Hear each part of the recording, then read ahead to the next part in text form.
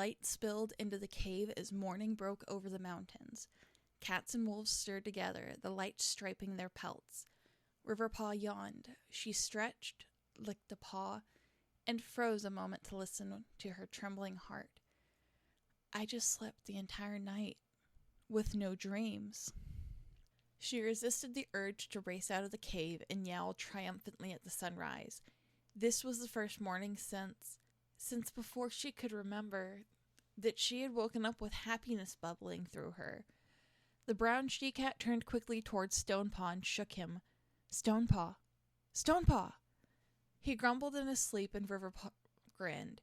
Stone, the sun is rising.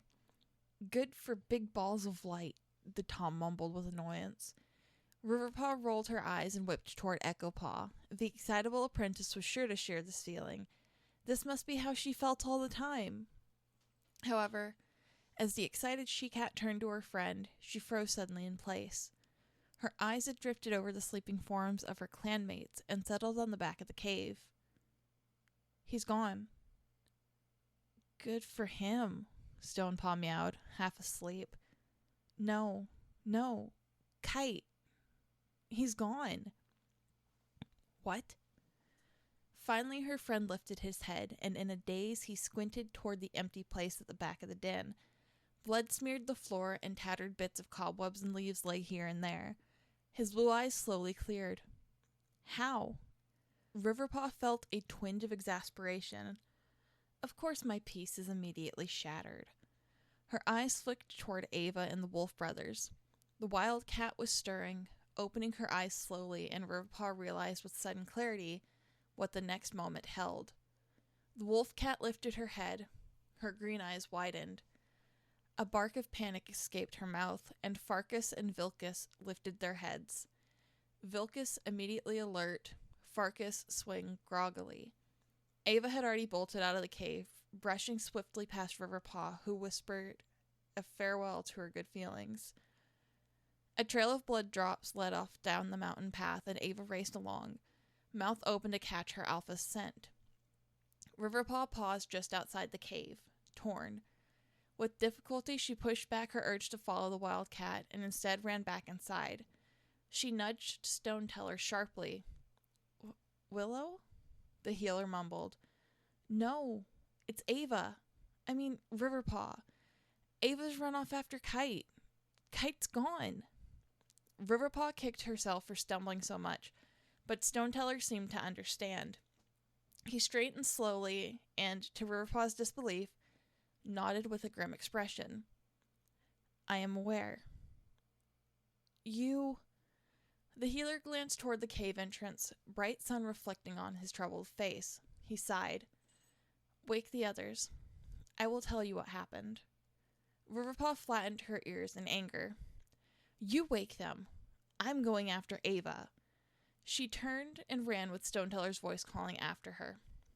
The brown apprentice only paused when she reached a crossroads in the path. Sniffing the air, she decided quickly on the left, but Ashhart's voice stilled her. Riverpaw, return to the cave now. Stoneteller must explain. It doesn't matter. Ava's probably frantic. Why do you care? The she-cat couldn't answer.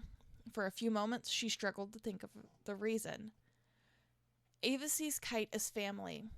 When family disappears, it tears you up. I don't want that to happen to her. She's been through enough. The gray-dappled Tom paused to think, but didn't argue with her reasoning. He led the way as the two raced forward together. They found Ava panting beside a rushing stream.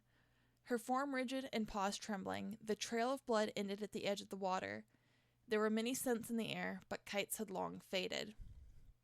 Ava tensed as if ready to lunge into the water to continue on the path, but Riverpaw rushed forward and blocked the way.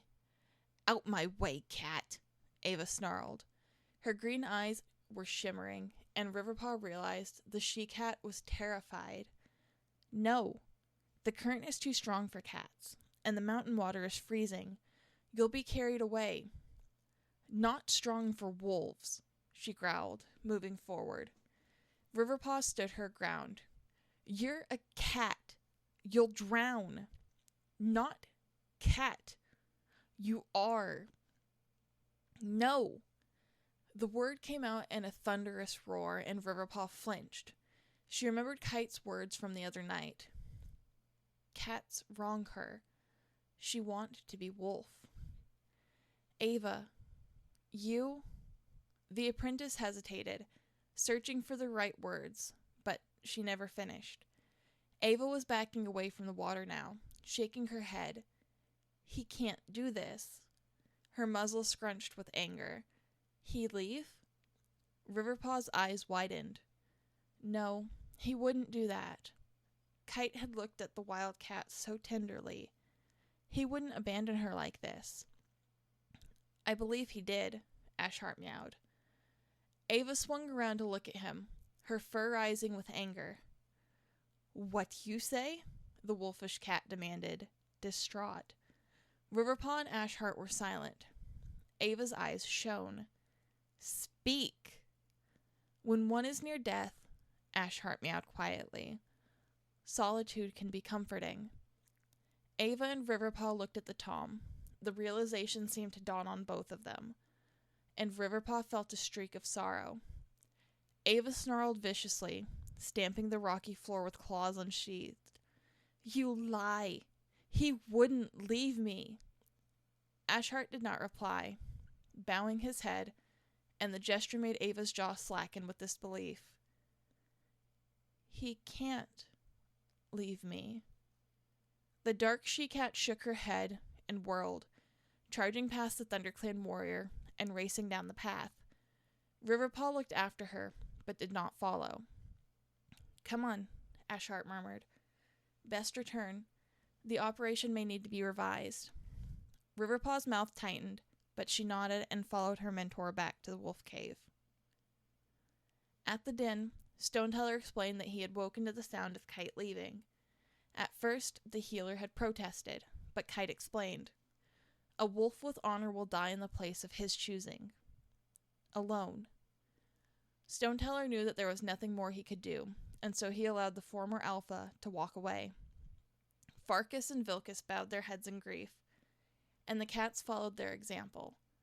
Perhaps they were not as familiar with the alpha, but the little time they had was enough to know he deserved every honor one could grant.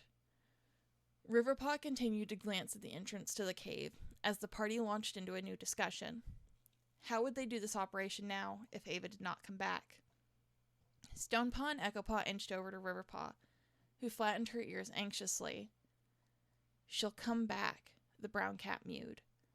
Stonepaw hesitated, then placed his paw on hers. If you really think so, the tom mewed. I bet she will, Echopaw finished, giving Riverpaw a small smile.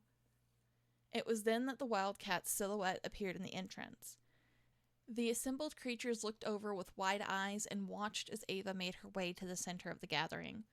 With steely green eyes, she scanned the cats, glanced at Farkas and Vilkas, then meowed loudly. We do plan. Now. Stoneteller stepped forward, his tone gentle. I realize you were hurting, but we mustn't be reckless. Now, Ava snarled.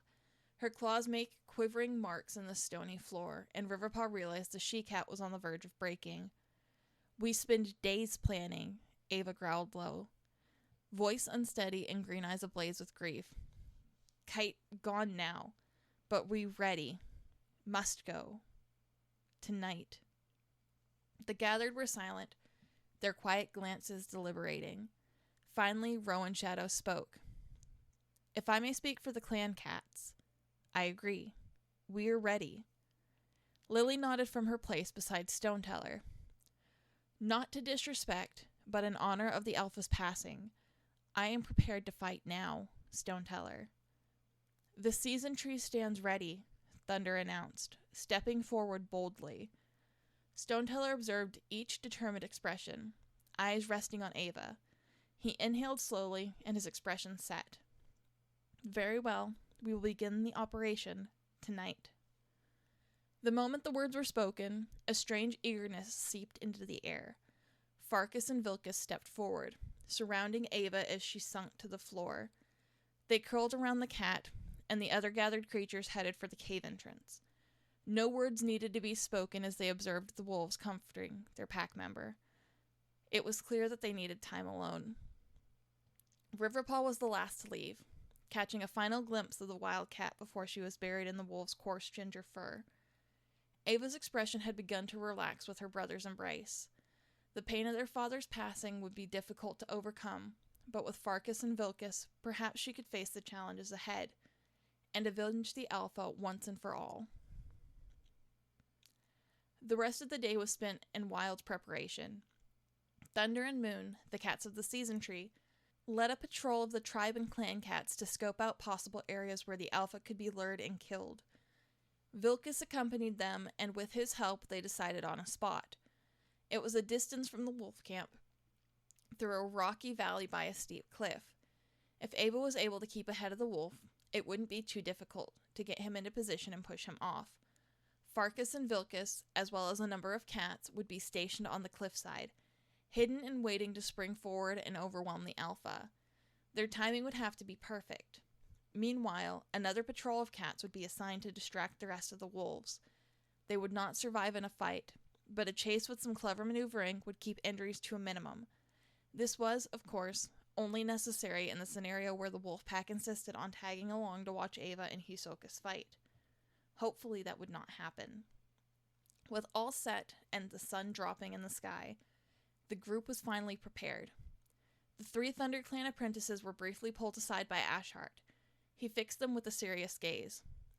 I don't want any of you taking unnecessary risks. The moment things look as though they may go south, you run. We have as much right to defend our clanmates as any warrior, Stonepaw meowed. The mentor threw him a look. I am not telling you this to make you feel like you must prove yourself. I am telling you how you can prove yourself. He leaned forward. Show me you have the wisdom to run.